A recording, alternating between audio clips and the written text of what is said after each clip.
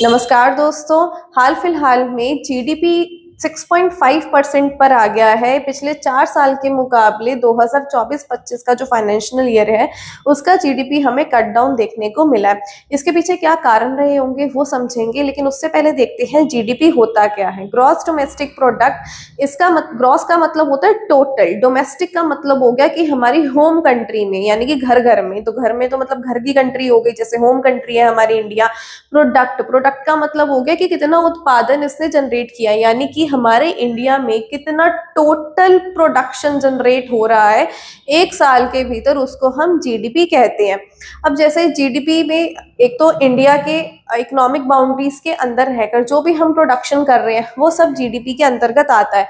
ये हर साल का जीडीपी हम अलग अलग निकालते हैं और कभी ऊपर होता है, ये कभी नीचे होता है, लेकिन इस बार जो हमें जीडीपी देखने को मिला वो थोड़ा ज्यादा डाउन था। इसके पीछे क्या कारण रहे होंगे, अब उसको समझने से पहले हम ये देखते हैं कि प्रोडक्शन क्या होता है। जो जीडीपी में हम कैलकुलेट करते हैं, हम कौन सी प्रोडक्शन को कैलकुलेट करते हैं। प्रोडक्शन का मतलब होता है किसी भी चीज को मैन्युफैक्चरिंग करना, फाइनल गुड्स तक उसको पहुंचाना, रॉ मटेरियल्स को लेकर उसको फाइनल प्रोडक्ट तक पहुंचाना। जैसे घर बनाया, घर बनाने के लिए हमें ईंटों की जरूरत पड़ती है, सीमेंट की जरूरत पड़ती है, फिर जाकर एक कहीं बिल्डिंग तैयार होती है।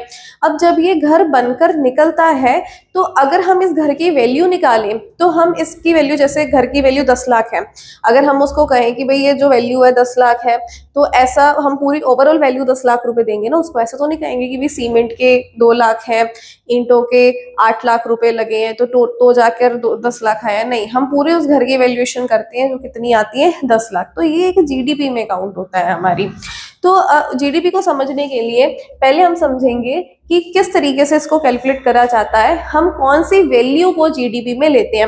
अब यहाँ पे आप देखो, जैसे अगर आप चॉकलेट खरीदने गए तो आप चॉकलेट के पैसे दोगे कि भाई 10 रुपए की ये चॉकलेट आई है। ऐसा तो नहीं है ना कि आप कोको के अलग पैसे दोगे, मिल्क के अलग पैसे दोगे, शुगर के अलग पैसे दोगे। नहीं, तो हम किसकी वैल्यू देते हैं, हम किसका पैसा देते हैं, हम हमेशा फाइनल प्रोडक्ट का ही पैसा देते हैं। जीडीपी में हम हमेशा फाइनल प्रोडक्शन का ही पैसा देकर आते हैं, वही हमारे जीडीपी में कैलकुलेट हो जाता है। अब अगर जैसे जीडीपी में गुड्स और सर्विसेज दोनों की ही बातें करते हैं। गुड्स का मतलब क्या होता है, वो चीजें जिसको हम देख पा रहे हैं, जिसको हम छू पा रहे हैं। सर्विसेज का मतलब है जिसको हम फील कर पाते हैं, जिसको हम समझ पाते हैं, उसको हम सर्विसेज कहते हैं। अब जैसे यहाँ पे इंडिया में जैसे एयरप्लेन्स है, हम एयरप्लेन्स बाहर पैसेंजर्स को मतलब ट्रेवलिंग कर कर इंग्लैंड अगर जा रहे हैं, वहां पर अगर वो गए, वहां पर उन्होंने अगर पैसेंजर्स को छोड़ा, क्या वो एरोप्लेन, क्या वो जहाज इंग्लैंड का ही हो जाएगा? नहीं, वो किसका है, वो इंडिया का है। तो अगर हमारी ज्योग्राफिकल बाउंड्रीज के बाहर जाकर भी अगर कोई काम हो रहा है और वो काम इंडिया के द्वारा हो रहा है तो वो इंडिया की ही जीडीपी में आएगा। अगर रमेश है, रमेश चाइना चला गया, चाइना जाकर वो चाइना में ही कमा रहा है, तो वो चाइना की जीडीपी में काउंट होगा, वो इंडिया की जीडीपी में काउंट नहीं होगा। बेशक रमेश हमारे ही इंडिया का बंदा है, लेकिन अगर वो इनकम जनरेट कर रहा है, बाहर के देश में इनकम जनरेट कर रहा है, तो वो वहां की जीडीपी में ही काउंट होगा। और अगर जैसे बाहर की कुछ ऐसी कंट्रीज हैं जो हमारे यहाँ पर आकर एमएनसीज खोल कर बैठी हैं, तो वहां पर काम तो वो हमारे यहाँ पे कर रही है ना, तो वो भी जो भी इनकम जनरेट करेंगी वो भी हमारे यहाँ पर ही कैलकुलेट करी जाएगी, वो हमारे देश की ही जीडीपी में कैलकुलेट करी जाएगी। अब जीडीपी हर साल अलग अलग जीडीपीज होती हैं, अलग अलग निकलती हैं। तो ये जीडीपी गुड्स और सर्विसेज के बेसिस पे निकलती है कि हमारे देश में कितनी गुड्स जो है वो जनरेट हुए, कितनी सर्विसेज जनरेट हुई, उसके माध्यम से हम जीडीपी को निकालते हैं। अब गुड्स का मतलब क्या होता है, जैसे ये मशीनरी है, मशीनरी ने क्लोथ्स को बनाया तो क्लोथ हमारे लिए एक गुड है। हम पेन्स बना रहे हैं तो पेन हमारे लिए गुड है, हम इसको देख सकते हैं, हम इसको छू सकते हैं। तो गुड्स की फाइनल प्रोडक्ट एक पेन है, वो पेन 10 रुपए का आया, तो वो जो 10 रुपए है ना, वो पेन का फाइनल प्रोडक्ट है जो कि जीडीपी में इंक्लूड होगा, ना कि इंक उसमें कितनी लगी, प्लास्टिक उसमें कितनी लगी, वो इंक्लूड नहीं होगा, रॉ मटेरियल इंक्लूड नहीं होगा। फाइनल प्रोडक्ट की ही वैल्यूएशन जीडीपी में करी जाती है। इसके अलावा सर्विसेज हो गई। सर्विसेज हम किसको कहते हैं, जैसे रेलवे है, आपको अगर दिल्ली से बिहार जाना है तो आप वहां पे अगर रेलवे के माध्यम से अगर जा रहे हैं तो रेलवे में आप बैठ कर जाएंगे ना बिहार में। ऐसा तो नहीं है ना वो रेलवे वाले आपको एक ट्रेन ही पकड़ा देंगे, नहीं ऐसा तो नहीं होगा। आप वहां पर बैठकर बिहार जाएंगे, वहां पर जब आप अपनी डेस्टिनेशन पर पहुंचेंगे, यानी कि आपको जहां पर जाना था आप वहां पर पहुंच गए, मतलब आपको सर्विस मिल गई। इसको हम क्या कहते हैं, ये हमारा सर्विसेज में आ जाता है। जैसे ट्रांसपोर्टेशन सिस्टम है वो हमारे सर्विसेज में आ गया। एक माल दूसरी फैक्ट्री में पहुंचाना वो भी एक सर्विस ही होता है, जो कि ट्रांसपोर्टेशन के माध्यम से हो जाता है। टीचर बच्चों को समझा रही है, बच्चों को समझ में आ रहा है, तो टीचर ने सर्विस दी है बच्चों को। अब लॉयर है, लॉयर सर्विस देता है। डॉक्टर है, डॉक्टर भी क्या करता है, डॉक्टर भी सर्विस देता है। तो गुड्स और सर्विसेज का जो फाइनल प्रोडक्ट है वो हमारी जीडीपी में काउंट हो जाता है, वो इंडिया की जीडीपी में काउंट होता है। अब इसके बाद हम इस ग्राफ की मदद से समझते हैं, जैसे 2021 में ये जीडीपी डाउन है। क्यों डाउन है? क्योंकि ये कोविड की वजह से डाउन थी, जब बिल्कुल ही इकोनॉमी में इतनी ज्यादा एक्टिविटीज ही नहीं हो रही थी, जब पूरा फुल तरीके से लॉकडाउन लग गया था, तो गुड्स एंड सर्विसेज प्रोड्यूस ही नहीं हो पा रहे थे। अगर गुड्स प्रोड्यूस नहीं हो पा रहे थे तो फिर फाइनल प्रोडक्ट वहां पे वो फाइनल प्रोडक्शन ही नहीं हो रही थी, तो फिर रेट्स भी उसके नहीं निकल के आ रहे थे। तो यहाँ पे इंडिया की जो जीडीपी है वो कहीं ना कहीं नेगेटिव में चल गई थी। फिर 2022 में आप देख रहे हैं ये बढ़ रही है, लेकिन 2025 में ये स्लो डाउन हो गया 9.2% से ये 6.5% पर आ गया। अब ऐसा क्यों रहा होगा? ये जीडीपी जो है वो कुछ परसेंटेज से डाउन नीचे जो है वो क्यों चली गई? अब यहाँ पे फाइनेंशियल ईयर 2025 की अगर हम बात करें तो जो ग्रोथ रेट है वो स्लो डाउन हो गया। इसके पीछे क्या कारण रहे होंगे?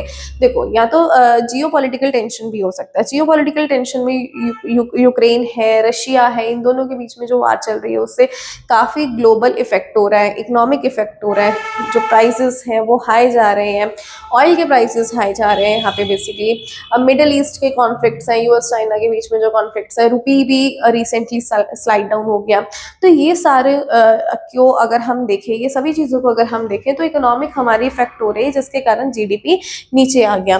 फिर ट्रेड फ्लो भी काफ़ी इसका इम्पैक्ट हुआ है। इन्फ्लेशन का दर जो है वो बढ़ गया रुपी स्लाइड डाउन से, और ये यूक्रेन और रशिया के बीच में जो वार चल रहा है, तो कहीं ना कहीं ऑयल में भी हमें इन्फ्लेशन देखने को मिल रहा है। जो शेयर बाजार है वो भी रिसेंटली बहुत ज़्यादा इकोनॉमी, शेयर बाजार में भी, शेयर मार्केट भी बहुत ज़्यादा क्रैश हो गई थी, तो वो भी कहीं ना कहीं जीडीपी को इफेक्ट कर गई थी। अब और क्या क्या हो सकता है? मैन्युफैक्चरिंग सेक्टर है, वहाँ पे प्रोडक्शन कम देखने को मिला। डिमांड जो है, टेक्सटाइल हो गया, सिल्क हो गया, इनकी डिमांड काफी स्लो डाउन देखने को मिली, तो जीडीपी यहाँ पर भी कम हो गया। प्राइवेट सेक्टर है, प्राइवेट सेक्टर ने भी इतना ज्यादा निवेश नहीं किया, इन्वेस्टमेंट नहीं की। होपफुली होप था काफी कि प्राइवेट सेक्टर जो है वो इन्वेस्टमेंट करेंगे, लेकिन उन्होंने भी इन्वेस्टमेंट नहीं किया। क्यों नहीं किया? क्योंकि जो रेपो रेट है, जो आरबीआई की तरफ से जो रेपो रेट जारी किया जा रहा था वो लगभग 6% के आसपास चल रहा था। अब रिसेंट 6 जून को आरबीआई ने मीटिंग में इसको कट डाउन करने का विचार किया है कि ये 5.50% तक ये कट डाउन हो जाएगा। अब जब अगस्त की मीटिंग होगी तो इसको 5.25% तक एक्सपेक्टेड कट कर दिया जाएगा। अब इससे क्या होगा? ये क्यों कट डाउन किया जा रहा है? ताकि प्राइवेट इन्वेस्टमेंट अपना पैसा लगाए, जो प्राइवेट है वो अपने इन्वेस्टमेंट करे, पैसा लगाए। अब यहाँ पे जो बिजनेस है वो खोले जाए ताकि प्रोडक्शन जो है वो बढ़े। अगर प्रोडक्शन बढ़ेगा तो जीडीपी दोबारा से ग्रो करेगा। अब क्योंकि रेपो रेट इतना ज्यादा हाई था, 6% था, तो इससे क्या हो रहा है? लोग लोन नहीं ले रहे हैं, क्योंकि हाई रेट ऑफ इंटरेस्ट है, इसकी वजह से लोग लोन नहीं ले रहे हैं। अब इसको अगर कट डाउन कर देंगे हम 5.25% तक अगर ये आ जाता है, तो कहीं ना कहीं हमें देखने को मिलेगा कि ये जो प्राइवेट सेक्टर है वो इन्वेस्टमेंट करेगा, बिजनेस खुलेंगे, लोन्स लिए जाएंगे तो उससे बिजनेस खुलेंगे।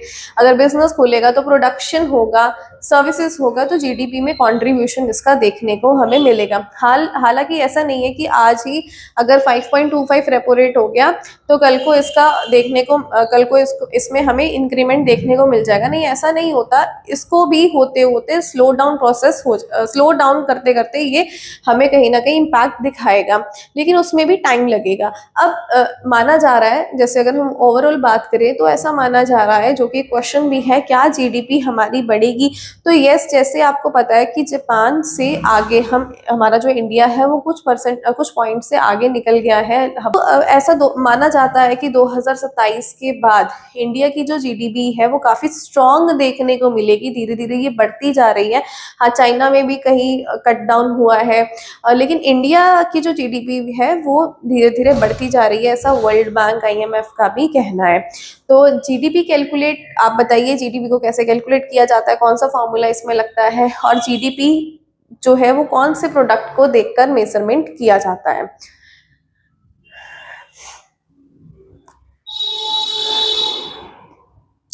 अब आरबीआई अगर रेपो रेट अपना कम करेगा, जैसे 5.25% तक अगर ये कम करने को, ये अगर हमें देखने को मिलता है कि अगर आरबीआई जो है वो जो रेट है अगर ये कम कर देता है, रेपो रेट्स को कम, अगर आरबीआई रेट्स को कम कर देता है तो हाल फिलहाल में हमें देखने को मिल सकता है जीडीपी में इंक्रीमेंट हो सकता है, क्योंकि प्राइवेट सेक्टर वाले इन्वेस्टमेंट करना स्टार्ट कर देंगे, बिजनेस जो है बिजनेस खुल जाएंगे, लोन्स की हेल्प से प्रोडक्शन हो जाएगा, तो जीडीपी में इंक्रीमेंट हो जाएगा। लेकिन हाँ, ये भी एक स्लो डाउन प्रोसेस है, इसका जो इम्पैक्ट है वो हमें लेटर ऑन देखने को मिलेगा। अब क्वेश्चन ये आता है, क्या इंडिया की जीडीपी कभी बढ़ेगी? हाँ बिल्कुल, ऐसा वर्ल्ड बैंक कहता है कि 2027 के बाद हमें देखने को मिलेगा कि जीडीपी में काफ़ी इंक्रीमेंट आएगा, इंडिया लार्जेस्ट इकोनॉमी में से एक हो जाएगा। तो वहाँ की ये रिपोर्ट से हमें ये जस्टिफाई होता है। अभी इंडिया वर्ल्ड की थर्ड इकोनॉमी में भी लाई करता है, जापान से हम लोग आगे निकल गए हैं। तो इकोनॉमी इंडिया की स्टेबल हो जाएगी, जीडीपी बढ़ेगी, लेकिन उसके लिए कुछ मेजरमेंट्स लेने पड़ेंगे। एक तो हो गया कि आरबीआई क्या करेगा, अपने रेपो रेट्स को कट डाउन कर देगा, और उससे क्या होगा, जैसे मैंने बताया, उससे निवेशक जो है वो आएंगे, जो इन्वेस्टमेंट है वो ज़्यादा होगी, जिससे प्रोडक्शन का प्रोसेस जो है वो ज़्यादा होगा, जिससे हमारी जीडीपी ऑटोमेटिकली इंक्रीमेंट देखने को मिलेगा। अगर आपको कोई डाउट है जीडीपी से रिलेटेड, आप नीचे कमेंट सेक्शन में बता सकते हैं। Thank you.